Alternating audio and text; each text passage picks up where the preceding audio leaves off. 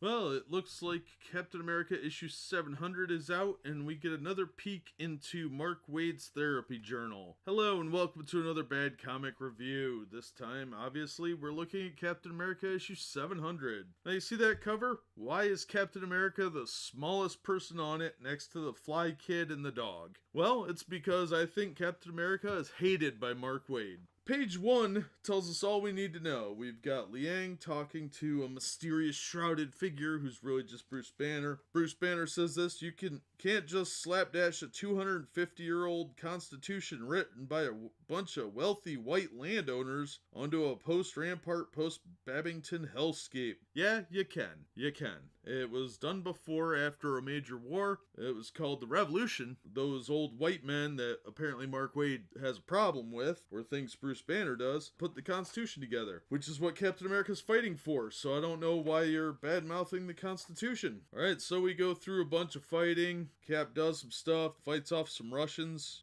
some Rampart's men, and they're having problems out on the west coast with the Latvians. Latveria is not that big of a country. They can't possibly have that big of an army. I'm sorry, that's silly. So Liang tells him that she shows him this gun that Banner built, and it's a time gun that'll send him back in time. Bum, bum, bum. Well, Cap says no, and he's trying to rebuild America, but he's pushing himself too hard, and New York gets nuked. And then they have a touching moment where Cap's like, alright, I can't do it. I'm a failure. I was overconfident. I don't know when to stop. That's not true. Captain America is supposed to be one of the greatest tacticians in the Marvel Universe. He would know when to stop. Or at least when to try something different. Which they don't do. Apparently, Cap's just an incompetent thug in this one. So he gets sent back in time to right when he got frozen. So he jumps on this ship, beats the crap out of the bad guys, and Babington says, we're about to begin a new era of American excellence. A new society dedicated to the God-given power of individualism with a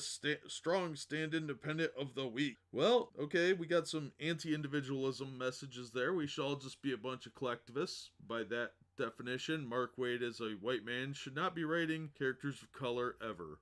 So we get some more fighting. Captain America jumps on the rocket that's about to be launched because he failed to stop that, and he gets burned up by the rocket and dies as it explodes, destroying the ship and freeing his frozen self. Well, that's pretty lame. It was kind of a slapdash ending, kind of contrived and forced, and Cap mails a letter to Sharon saying, yeah, I'm here, and the person he gave the letter to was Liang. Oh, it all ties together. Look at that. Stupid. Then there's a backup story where it's written in Silver Age style with Mark Waid writing based on Stan Lee and Jack Kirby's style. Classic artwork by Jack Kirby and Frank Yoshia. I don't know how that's pronounced. That one was okay. Definitely better than the main story, but that's not saying a whole lot. And we get to see Nick Fury again, looking like Nick Fury as opposed to Diversity hire Nick Fury from the Ultimates verse. So yeah, all in all, this was a waste of $6.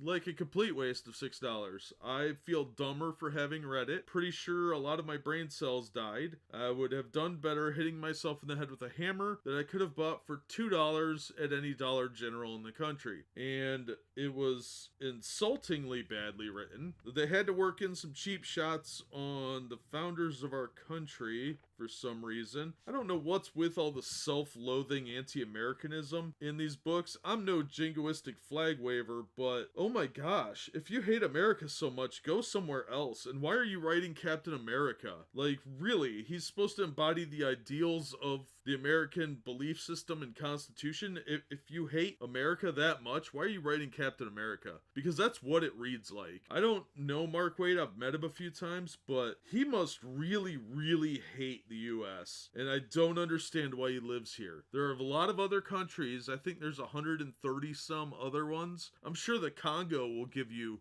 some free citizenship. You know, Somalia is basically an anarchy with a very inept government, you could go there and live out the anarcho-communist philosophy if that's what you want. But I don't know. There's a lot of underlying anti-Americanism in here. I think he secretly hates Steve Rogers because he's Captain America instead of Captain Globalism. I don't know. This was insulting to my intelligence, and it's effectively Mark Waid wiping his butt on the flag. If you're a patriot, this is probably not a book you'll want to read because it'll just infuriate you. And if you like Captain America, don't read it because Captain America acts like an arrogant, petulant child. Yeah, the cover says it all. He's a small man standing on Lincoln, and I don't know why Mark Waid took this job. I really don't. He had some like buried hatred of Trump, I guess, and America that he wanted to work out in his therapy journal, and he figured he could sell it to Marvel. I don't know. Marvel continues to dive headfirst into the toilet, and why is it that their cover quality is lower than Alterna and Dynamite? Seriously, the paper quality is trash. The ink keeps coming off on my fingers. I don't know. Maybe I have sweaty fingers or something. It might be the rage that I feel when I read Mark Waid's work these days. You used to be good, Mark. What happened to you? What made you so bitter and angry? Who refused to hug you that this is what you're producing? Take a look in the mirror, man. If you're listening to this, seriously, get some help. You have some really unresolved anger issues that you don't need to take out on the rest of us. All I want is a good action-adventure story, not this god-awful mess that you gave us with this crap art. Seriously, the art's worse than last issue. It looks rushed. There's a lot of heavy, dark shades so that they didn't have to fill in other details. It's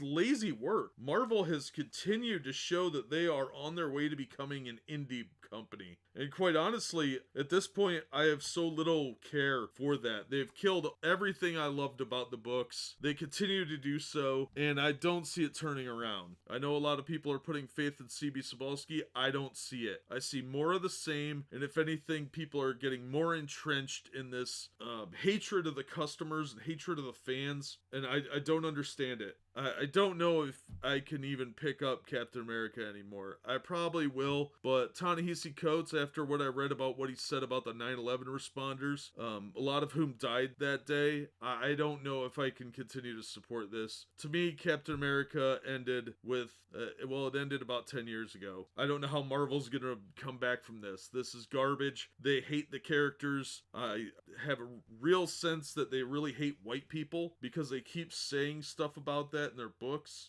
like this thing about the wealthy white landowners. Yeah, there were a bunch of Asians hanging out in colonial America. What do you expect? So, I don't know. I'm fed up. Mark Waid's work is garbage now, and this book is just the highlight of it. It's the complete opposite of what he used to be capable of, so no more. I can't deal with it. I'm sorry, Captain America 700 is a giant waste of money. I won't even wipe my butt with it. So that'll do it for this angry tirade. As always, thanks for watching, and be sure and hit like and subscribe if you haven't done so, and we hope to see you on the next one.